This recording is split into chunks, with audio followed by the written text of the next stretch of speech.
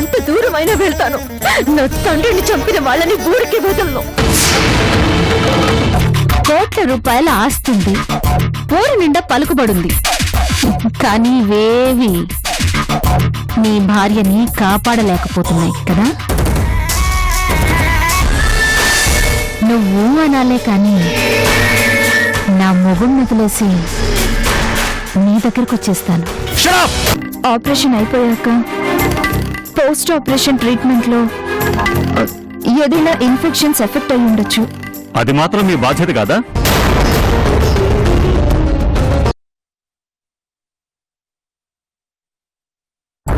Surgery చేసిన తీరును పరిశీలిస్తే సర్జరీలో ఏ పొరపాటు లేదని పోస్ట్ మార్టంలో తేలింది.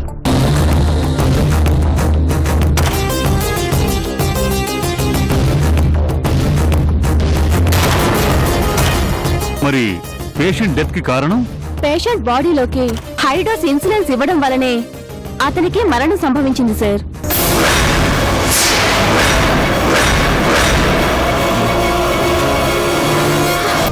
యువర్ ఆనర్, నేను అసలు ఇన్సులిన్ ఇవ్వనే లేదు. ఎందుకంటే ఆ పేషెంట్ కి షుగర్ కంట్రోల్లోనే ఉంది. కావాలంటే మీరు ఐసీయూలో నేను రాసిన మెడికల్ కేస్ షీట్ ని ఒక్కసారి పరిశీలించండి please sir.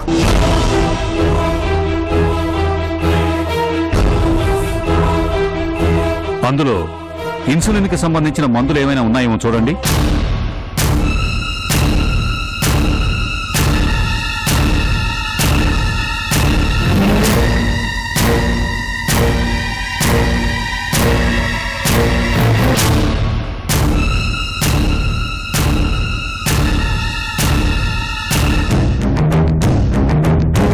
No your honour, ఇందులో ఇన్సులిన్ ఇంజెక్షన్ లేదు సార్.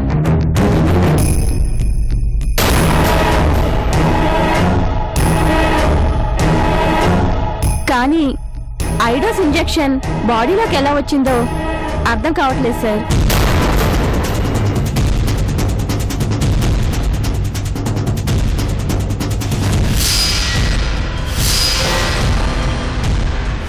నాకు తెలిసి పోస్ట్ ఆపరేషన్ కేర్ లోనే ఏదో తేడా జరుగుతుంది సార్. ఐసీయూలో ఇచ్చే మెడికేషన్ లో పొరపాటు జరుగుండొచ్చు, లేదా కావాలనే ఎవరైనా చేసి ఉండొచ్చు.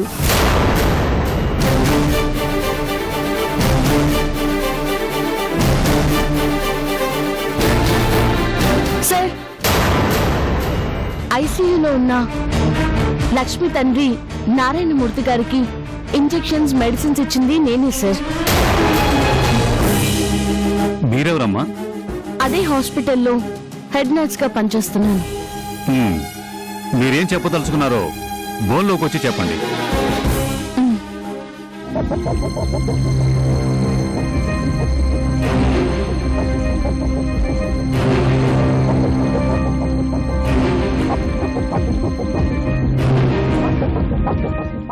నమస్కారం సార్.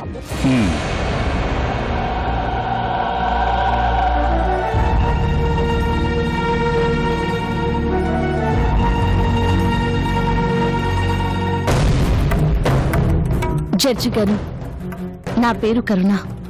ఐసీయూలో లక్ష్మి తండ్రి నారాయణమూర్తి గారికి ఇచ్చిన మెడికేషన్ మొత్తం నేనే చూసుకున్నాను.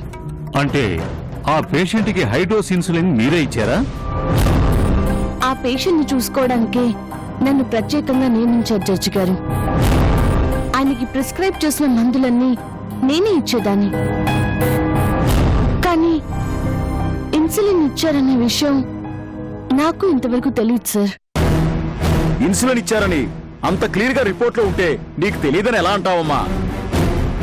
ఆ రిపోర్ట్ ప్రకారం అయితే పేషెంట్ చనిపోవడానికి కారణం నేనే సార్.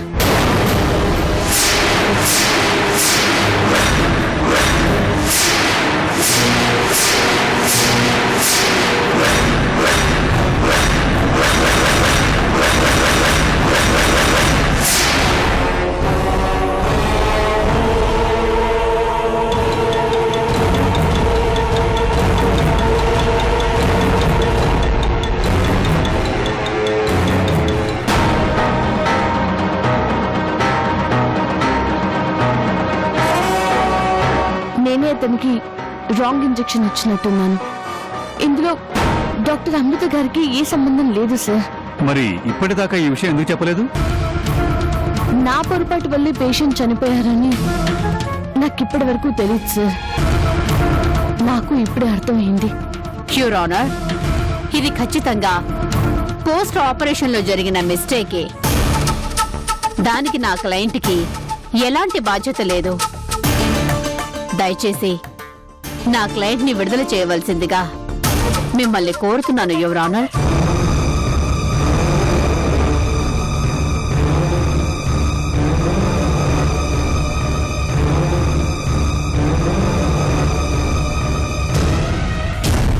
ఈ కేసు పూర్వాపరాలు పరిశీలించిన మీదట post mortem report, ICU medical case sheet రిపోర్టుని పరిశీలించిన తరువాత హతుడు నారాయణమూర్తి గారి మరణానికి డాక్టర్ అమృత ప్రమేయం లేదని కోర్టు నిర్ధారించటమైనది.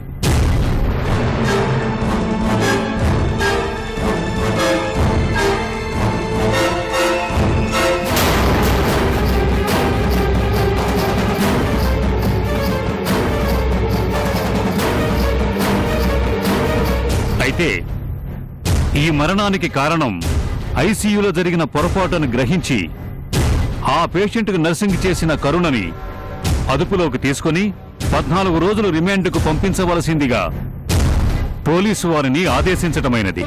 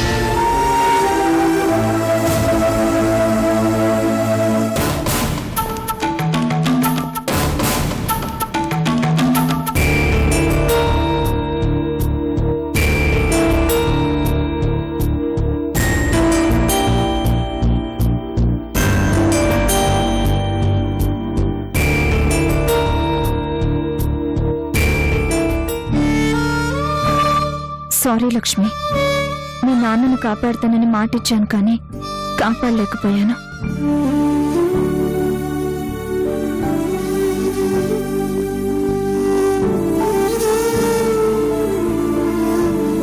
తప్పు ఎలా జరిగినా ఎవరు వెళ్ళ జరిగినా నువ్వు తండ్రిని పోగొట్టుకుని అనాథవైపోయావు. నీకు తండ్రినైతే తెచ్చివ్వలేను కానీ నిన్ను తల్లిగా మాత్రం అభిమానించగలను, ఆదరించగలను. అది మాత్రమేనమ్మా నేను చేయగలిగింది.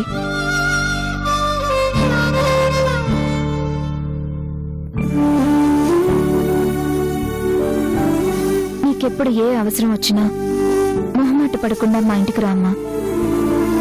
నీకేది కావాలన్నా తప్పకుండా సాయం చేస్తాను.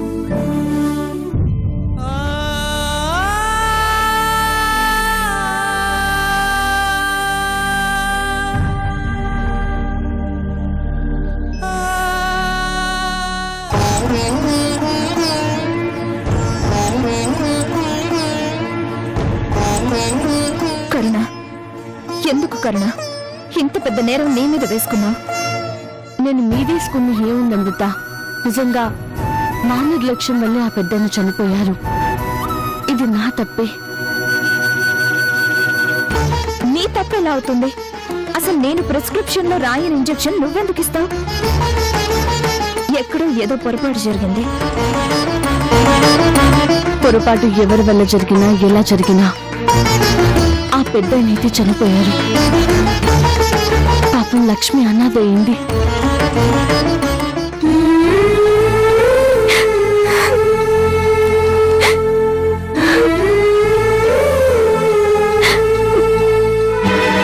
నన్ను క్షమించమ్మా, నా వల్లే ఈ పొరపాటు జరిగింది. ఇందులో అమృత గారు తప్పేం లేదమ్మా. మీ నాన్నగారి చావుకి కారణం నేనేనమ్మా. లేదంటే నేను నమ్మను. మీరు మా నాన్నగారిని ఎంత బాగా చూసుకున్నారో నాకు తెలుసు. ఎన్నిసార్లు ఆయనకి మందులు తెచ్చిచ్చారో. సొంత మనిషిలో చూసుకున్న మీరు ఆయన్ని చంపారంటే నేను నమ్మను.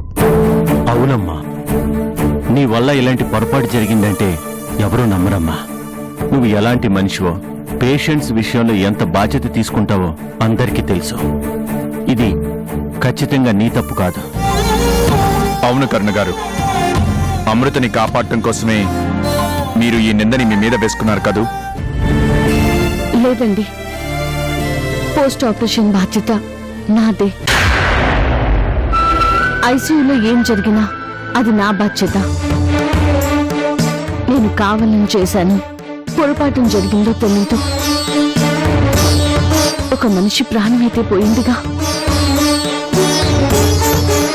దానికి నేను బాధ్యత తీసుకోవాలి. కానీ ఏ తప్పు చేయని అమృత గారిని ఈ కేసులో ఇరికించడం తప్పవుతుంది. ఆయన స్టాఫ్ అంతమంది ఉన్నారు. ఎవరి వల్ల తప్పు జరిగిందో ఎంక్వైరీ చేసేవాళ్ళం కదా. నువ్వెందుకు ఒప్పుకున్నావు? అనవసరంగా ఇప్పుడు నువ్వు జైలుకు వెళ్లాల్సి వచ్చింది చూడు. నాకు జైలు కొత్తింది కాదు అమృత గారు. నా జీవితం చాలా వరకు అక్కడే గడిచిపోయింది. కానీ మీలాంటి మంచి వాళ్ళు అక్కడికి వెళ్ళకూడదు. మీరు ప్రాణాలు నిలబెట్టే దేవుళ్ళని జైలుకి పంపించకూడదు. అమ్మా, టైం అయింది, పదండి.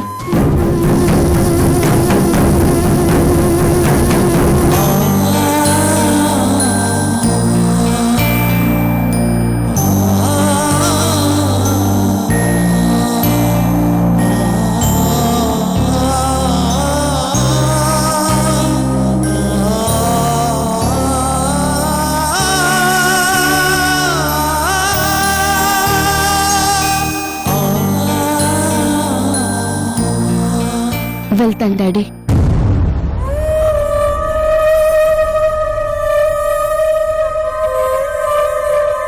ఏంటమ్మా ఇది? నా చందు పోయాక కూతుర్లా వచ్చావు. నా కూతురు తిరిగొచ్చింది అనుకునేసరికి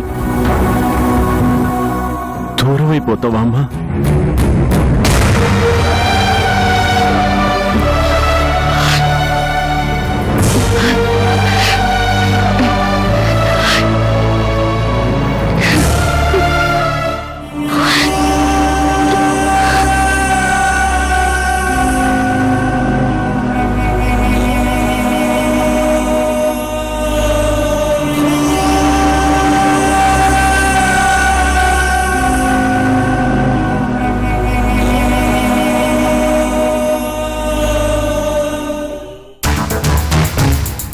చూసావా ధీరజ్, ఆ కరుణకి ఎలా షాక్ తగిలిందో? ఈ భార్గవితో పెట్టుకుంటుందా? ఇప్పటికే సగం జీవితం జైల్లో మగ్గిపోయింది. ఈ కేసుతో మళ్ళీ జైలుకు వెళ్తుంది. ఈసారి పూర్తి జీవితం అక్కడే తెల్లారిపోతుంది. రిమాండ్కి పంపించారు గాని ఇంకా శిక్ష పడలేదు కదా మమ్మీ. శిక్ష పడినట్టేరా, ఎక్కడికి తప్పించుకుంటుంది? ఐసీయూలో ఆ ముసలాడి చావుకి కారణం తనేనని కోర్టు ఒప్పుకుంది. ఇంకెలా తప్పించుకుంటుంది చెప్పు? చచ్చినట్లు శిక్ష పడాల్సిందే. Tit for tat. కుక్క కాటుకి చెప్పు దెబ్బ అంటే ఇదే. లేకపోతే నోటుకొచ్చినట్టు మాట్లాడుతుందా? ఈ భార్గవి జోలికొచ్చినా, భార్గవి వారసుడి జోలికొచ్చినా జీవితం ఎలా తలక్రిందులవుతుందో తెలిసొస్తుంది. నాకు అర్థం కాని విషయం ఒకటి ఉంది మమ్మీ. ఏంటది? నేను ఆ నర్సునే కేసులో ఇరికిస్తాం అనుకుంటే మధ్యలో అను వాళ్ళ మమ్మీ కేసులో ఇరుక్కుంది. ఇప్పుడు ఆవిడ కోసం ఈవిడ సాక్రిఫైస్ చేసినట్టు అవుతుంది. నన్ను కొట్టినందుకే శిక్ష పడినట్టు ఎలా తెలుస్తుంది? ఎందుకు తెలీదురా? అసలు ఆ ముసలాడి చావుకి ఆ ఇద్దరూ కారణం కాదు. డయాబెటిస్ పేషెంట్ కి హై డోస్ ఇన్సులిన్ చేయడం అనేది ఆ చావుకి ముఖ్య కారణం. అది ఆ వార్డ్ బాయ్ వీరస్వామి వల్ల జరిగింది. అది ఎవరు చేశారో ఇద్దరికీ తెలీదు. కానీ ఇద్దరూ కేసులో ఇరుక్కున్నారు. రేపు శిక్ష పడ్డ తరువాత ఎందుకిలా జరిగిందా అని ఆలోచిస్తే అప్పుడు తెలుస్తుంది తను చేసిన తప్పేంటో. ఒకవేళ తనకి తెలియకపోయినా మనమైనా తెలిసేలా చేస్తాం. ఎంత అవమానించిందో తెలుసా మమ్మీ? నా ఫ్రెండ్స్ అందరి ముందు నన్ను చెంపదెబ్బ కొట్టడంతో పాటు నిన్ను కూడా అనరాని మాటలంది. అంటుందిరా. దానికెప్పుడో గుణపాఠం నేర్పాలి అనుకున్నాను. ఆ రోజు నా పవర్ చూపించేలోగానే మర్డర్ కేసులో జైలుకు పోయి తప్పించుకుంది. కనీసం ఆ తర్వాతైనా బుద్ధి తెచ్చుకుంటుందా అంటే అదే లేదు. కావాలని సింహం జూలు పట్టుకుని లాగింది. పంజా దెబ్బ ఎలా ఉంటుందో ఇప్పుడు రుచి చూస్తుంది. వదలొద్దు మమ్మీ, శిక్ష బాగా పడేలా చెయ్యి.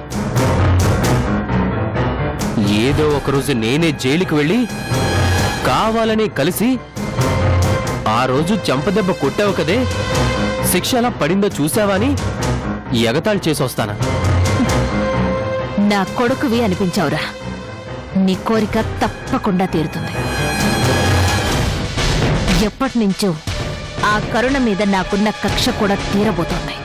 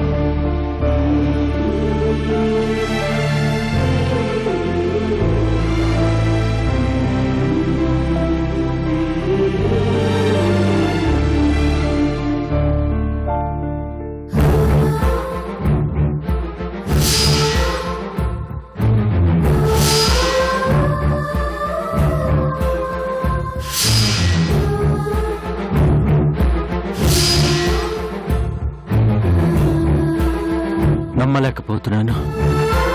కరుణ ఇలాంటి పొరపాటు చేసిందంటే నేను అస్సలు నమ్మలేకపోతున్నాను.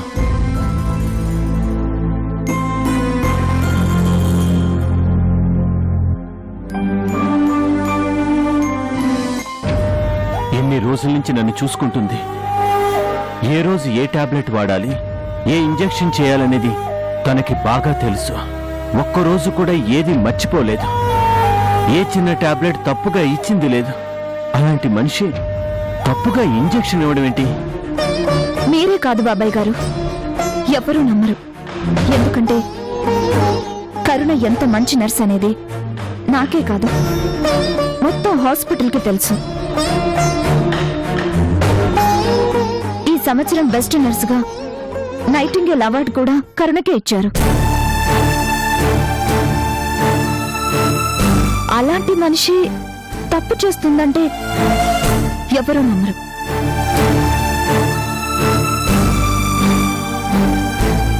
మరి పోస్ట్ మార్టం రిపోర్ట్లో అలా ఎందుకు వచ్చిందంటే చనిపోవడానికి కారణం ఏంటో ఆ రిపోర్ట్ చెప్తుంది గాని ఆ పని చేసింది ఎవరు అనేది రిపోర్ట్ చెప్పదు కదమ్మా. అంటే నిన్ను కాపాడడం కోసమే కరుణ అంటే ఆ నేరం తన మీద వేసుకుందా మమ్మీ?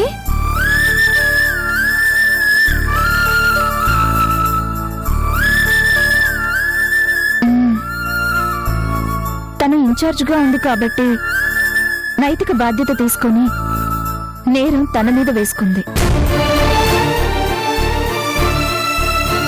నా అనుమానం ప్రకారం కరుణకి కూడా తెలియకుండా వేరెవరో ఆ ఇంజెక్షన్ ఇవ్వటం జరుగుంటుంది.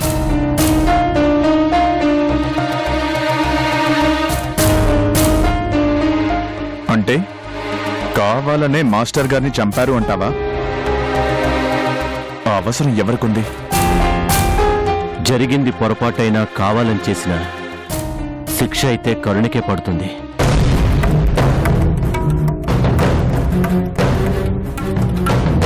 ఎవరో చేసిన తప్పుకి అమృతను అరెస్ట్ చేశారు. తనని కాపాడటం కోసం కరుణ ఆ నేరాన్ని తన మీద వేసుకుంది. ఇప్పుడు కరుణని కాపాడటం ఎలా?